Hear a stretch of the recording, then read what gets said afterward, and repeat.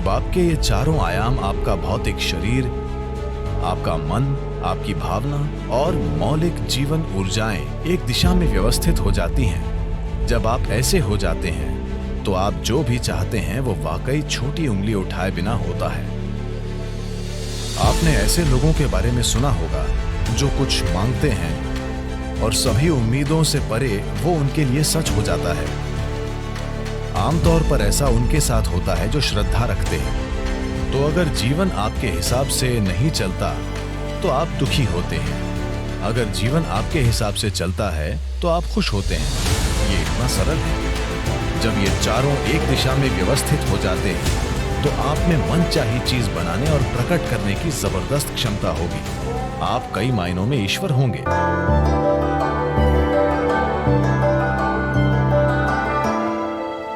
इस धरती पर इंसान ने जो कुछ भी बनाया है वो मूल रूप से पहले हमारे मन में बना था। वो सब जो आप देखते हैं, जो इस धरती पर इंसान ने किया है, पहले वो मन में बना था, फिर वो बाहरी दुनिया में बना। इस धरती पर जो अद्भुत चीजें हमने की हैं और इस धरती पर जो भयानक काम हमने किए हैं, वे दोनों ही इंसान के मन से आए हैं। तो अगर हमें चिंता है कि संसार में हम क्या बना रहे हैं, तो ये बहुत महत्वपूर्ण है कि सबसे पहले हम अपने मन में सही चीजें बनाना सीखें कि हम अपने मन को कैसे रखते हैं। अगर हम अपने मन को अपने तरीके से रखने की शक्ति नहीं रखते, तो दुनिया में हम जो बनाते हैं वो भी बहुत संयोग से और उल्टा सीधा होगा। तो अपने मन को अपने तरीके से बनाना ही दुनिया को अपने तरीके से बनाने का आधार है। योग विद्या में एक अद्भुत कहानी है। एक दिन एक आदमी टहलने निकला। वो लंबी सैर के लिए गया। संयोग से अनजाने में वो स्वर्ग में चला गया। सौभाग्य है ना? वो थोड़ा थक गया था, इसलिए उसने सोचा, अरे मैं थक गया हूं, काश मैं कहीं आराम कर सकता। उसने चारों ओर देखा। वहां एक अच्छा पेड़ था जिसके नीचे बहुत ही गद्देदार घास थी। वो सब इतना अच्छा था कि वो गया और वहीं लेटकर सो गया। उसने इधर उधर देखा और सोचा, ये क्या हो रहा है? मैंने खाना मांगा, खाना आया। मैंने पीने के लिए मांगा, शराब आई। यहां चारों ओर भूत होंगे। और भूत आ गए। अरे भूत आ गए, वे मुझे घेरेंगे और मुझे यातना देंगे, उसने सोचा। तुरंत भूतों ने उसे घेर लिया और उसे मारने पीटने लगे। फिर वो दर्द से चीखने लगा और बोला, अरे वे मुझे मार देंगे, और वो मर गया। अभी उसने कहा था कि वो भाग्यशाली है। समस्या ये है कि वो कल्प वृक्ष के नीचे बैठा था।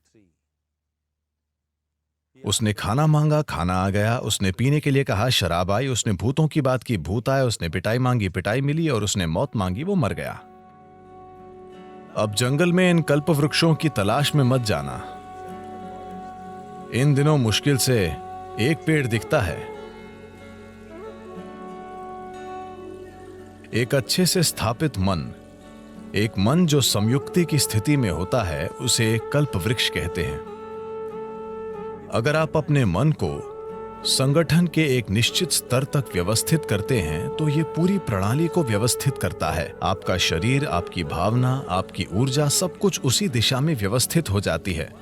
जब आपके ये चारों आयाम, आपका भौतिक शरीर, आपका मन, आपकी भावना और मौलिक जीवन ऊर्जाएं एक दिशा में व्यवस्थित हो जाती हैं, जब आप ऐसे हो जाते हैं तो आप जो भी चाहते हैं वो वाकई छोटी उंगली उठाए बिना होता है। तो अपने मन को व्यवस्थित करना और उससे पूरे सिस्टम को और अपने इन चार बुनियादी आयामों को एक दिशा में व्यवस्थित करना, अगर आप ऐसा करते हैं तो आप खुद कल्पवृक्ष हैं। Anything that you wish will happen. जो भी आप चाहते हैं वो होगा। आपने ऐसे लोगों के बारे में सुना होगा जो कुछ मांगते हैं और सभी उम्मीदों से परे वो उनके लिए सच हो जाता है। आमतौर पर ऐसा उनके साथ होता है जो श्रद्धा रखते हैं। मान लीजिए आप घर बनाना चाहते हैं। अगर आप सोचने लगेंगे अरे मैं एक घर बनाना चाहता हूँ, घर बनाने के लिए 50 लाख रुपए चाहिए, मेरी जेब में 50 रुपए हैं, नहीं होगा, नहीं होगा, संभव नहीं है। जैसे ही आप कहते हैं संभव नहीं है, आप ये भी कह रहे हैं कि मैं ये नहीं चाहता। तो एक स्तर पर आप इच्छा पैदा कर रहे हैं कि आप कुछ चाहते हैं, दूसरे स्तर पर आप कह रहे हैं मैं ये नहीं चाहता। तो इस संघर्ष में ये शायद न हो पाए। कोई इंसान जो किसी भगवान या मंदिर में या जिसमें भी श्रद्धा रखता है, जो सरल मन वाला है, श्रद्धा सिर्फ उन लोगों के लिए काम करती है जो सरल मन वाले हैं। सोचने वाले लोग जो बहुत अधिक सोचते हैं, उनके लिए ये कभी काम नहीं करती। एक छोटे बच्चे जैसा इंसान जिसे अपने ईश्वर या अपने मंदिर में या जिसमें भी एक सरल श्रद्धा है, वो मंदिर में जाकर कहता है, शिव जी मुझे एक घर चाहिए, मुझे नहीं पता कैसे, पर आपको ये करना होगा। अब उसके मन में कोई उल्टे विचार नहीं है, क्या ऐसा होगा, क्या ऐसा नहीं होगा, क्या यह संभव है, क्या यह असंभव नहीं है। श्रद्धा के सरल काम द्वारा इन चीजों को पूरी तरह से हटा दिया जाता है। अब उसे श्रद्धा है कि शिव उसके लिए ये करेंगे और ऐसा होगा। तो क्या शिव खुद आकर आपका घर बनाएंगे? नहीं। मैं चाहता हूं कि आप समझें, ईश्वर आपके लिए छोटी उंगली भी नहीं उठाएंगे। जिसे आप ईश्वर कहते हैं, वो सृष्टि का स्रोत है। एक निर्माता के रूप में उन्होंने जबरदस्त काम किया है, कोई प्रश्न नहीं है। तो अगर जीवन आपके हिसाब से नहीं चलता तो आप दुखी होते हैं, अगर जीवन आपके हिसाब से चलता है तो आप खुश होते हैं। ये इतना सरल है। तो अगर जीवन को आपके हिसाब से चलना चाहिए तो सबसे पहले आप कैसे सोचते हैं, आपकी सोच में कितना फोकस है, आपके विचार में कितनी स्थिरता है और विचार प्रक्रिया में कितनी ऊर्जा है, इससे तय होगा कि क्या आपका विचार एक सच्चाई बनेगा या सिर्फ एक विचार रहेगा। ये इससे भी तय होगा कि आप उल्टे विचार बनाकर उस विचार के लिए रुकावट नहीं पैदा करते। Is something possible or not possible? Is destroying humanity. क्या ये हो सकता है या नहीं, ये मानवता को नष्ट कर रहा है। क्या संभव है और क्या असंभव, ये देखना आपका नहीं, प्रकृति का काम है। आपका काम है मनचाही चीज पाने के लिए मेहनत करना। आप जीवन के पिछले अनुभव को आधार बनाकर ये तय कर रहे हैं कि कुछ संभव है या नहीं। या दूसरे शब्दों में, आपने तय किया है कि अब तक जो नहीं हुआ वो भविष्य में आपके जीवन में नहीं हो सकता है। ये मानवता और मानवीय भावना का अपमान है। इस धरती पर जो अब तक नहीं हुआ वो कल हो सकता है। इंसान इसे कल एक सच्चाई बना सकते हैं। तो क्या संभव है और क्या असंभव, ये देखना आपका काम नहीं है, ये प्रकृति का काम है। प्रकृति तय करेगी। आप बस देखिए कि आप वाकई क्या चाहते हैं और उसके लिए मेहनत कीजिए। और अगर आपका विचार एक शक्तिशाली तरीके से तैयार होता है, बिना किसी उल्टे विचारों के, कोई ऐसे उल्टे विचार न हो जिनसे विचार प्रक्रिया की तीव्रता कम हो जाए। सबसे पहली और महत्वपूर्ण बात यह है कि आपको स्पष्ट पता होना चाहिए कि आप वाकई क्या चाहते हैं। अगर आप नहीं जानते कि आप क्या चाहते हैं तो उसे बनाने का सवाल ही नहीं उठता।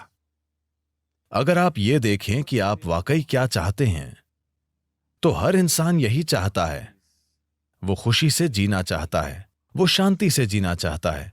In terms of its relationships, वो चाहता है कि उसके रिश्ते प्यार भरे हों, या दूसरे शब्दों में कहें तो कोई भी इंसान यही चाहता है कि वो अपने भीतर सुखी हो और उसके चारों ओर सुख हो।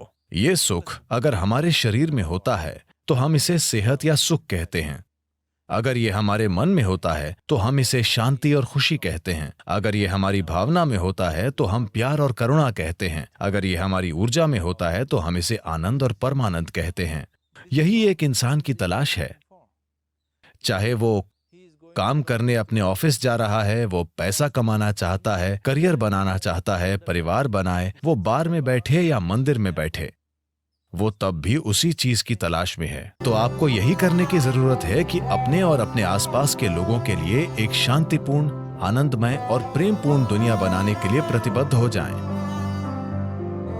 हर दिन सुबह अगर आप दिन की शुरुआत अपने मन में इस सरल सोच के साथ करें कि आज मैं जहां भी जाऊंगा एक शांतिपूर्ण, प्रेमपूर्ण और आनंदमय दुनिया बनाऊंगा। अगर आप दिन में 100 बार गिरते हैं तो क्या फर्क पड़ता है?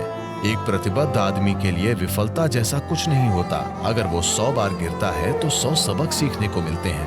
अगर आप खुद को कुछ वाकई अच्छा बनाने के लिए प्रतिबद्ध करते हैं तो आपका मन व्यवस्थित हो जाता है। जब आपका मन व्यवस्थित हो जाता है तो आपकी भावना व्यवस्थित हो जाएगी। भावना का संबंध विचार से है। जब आपका विचार और भावना संगठित हो जाती हैं, तो आपकी ऊर्जाएं उसी दिशा में व्यवस्थित हो जाएंगी। जब आपके विचार, भावना और ऊर्जा व्यवस्थित हो जाएंगे, तो आपका शरीर व्यवस्थित हो जाएगा। जब ये चारों एक दिशा में व्यवस्थित हो जाते हैं, तो आप में मनचाही चीज बनाने और प्रकट करने की जबरदस्त क्षमता होगी। आप कई मायनों में ईश्वर होंगे। जो सृष्टि का स्रोत है, वो आपके जीवन के हर पल में आपके अंदर काम कर रहा है। बात सिर्फ ये है, क्या आपने उस आयाम तक पहुंच बनाई है या नहीं? अपने जीवन के 4 मूल तत्वों को व्यवस्थित करके आपको वो पहुंच मिलेगी। ऐसा करने के लिए साधन और तकनीकें हैं। योग का पूरा विज्ञान, पूरी तकनीक जिसे हम योग कहते हैं, वो बस यही है, खुद को सृष्टि के एक टुकड़े से सृष्टा बनाना।